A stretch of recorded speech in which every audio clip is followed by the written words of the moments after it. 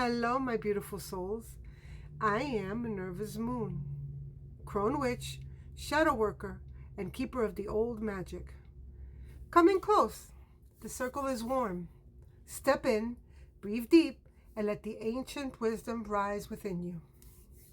You know, there's a moment in every descent where the path narrows, where the noise fades, where the distractions fall away, and suddenly you're standing in front of a mirror and you can't look away. And hear me when I say, this moment, it's not symbolic, it's not poetic, it's real.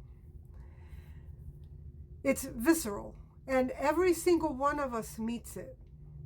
This is the underworld mirror, the place where you meet the truth of who you are without the mask, without the stories, without the performance. And the mirror doesn't show you flaws, it shows you truth.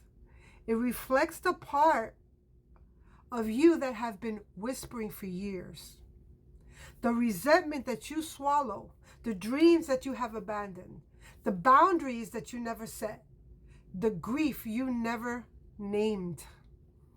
It shows the patterns you've repeated, the roles that you've played, the version of yourself that you have outgrown. And you know, it isn't punishment, it's clarity. And clarity is the beginning of transformation. This is where the ego dies. Now let's talk about the ego's death for a moment. Because people make it sound like this dramatic, cinematic collapse, like you're supposed to fall on your knees in the forest while the lightning is cracking behind you. But honestly, most ego's deaths are way less ancient prophecy and way more like, oh, wow, I've really been doing that? It's not a thunderclap. It's not a ritual bonfire. It's more like your soul gently clearing its throat and saying, hey, babe, we need to talk. Ego death is basically the spiritual version of realizing that you've been walking around with your phone flashlight on for 45 minutes. You're not dying.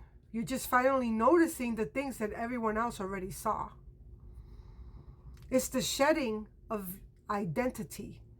It's not the end of you. It's just the end of your outdated version of who was running the old program. The illusion glitches, and then now the truth finally loads.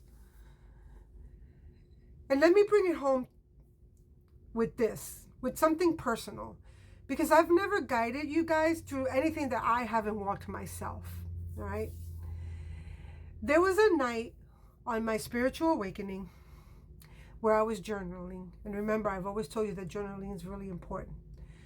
But, you know, I was sitting there with my journal. Nothing dramatic had happened that day, no crisis. I wasn't sitting with myself trying to find out what happened.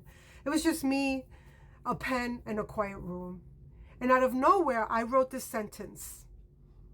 I wrote, I am tired of abandoning myself.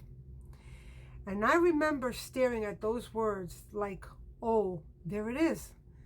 That was my underworld mirror moment. That was the truth I had been circling around for years. And once I saw it, I couldn't unsee it. That journal entry became the beginning of my own ego death. Not a loud one, a soft unraveling one, a shedding of a version of me who keeps shrinking, pleasing, over-functioning, and calling it love. And I want you to have your moment too. Not my moment. I want you guys to have your own moment. So after this episode, take out your journal, write down what the mirror is showing you. Write the things that you've been avoiding. Write the truth that scares you. Because that truth is the doorway. Well, my friends, with this episode, we have officially reached the end of the descent. You made it through the underworld. You faced the shadows, the masks, the illusion, and you stood in front of the mirror and you didn't look away. And I cannot wait to speak with you in the next episodes to come, because now we're going to rise. Now we begin our ascension. Exciting, exciting times ahead of us. Well, my friends, as the circle closes, carry your awakening and your magic with you. Awaken the soul and honor the craft. Walk in your power. As above, so within. As within, so becomes. Blessed be, my beautiful ones.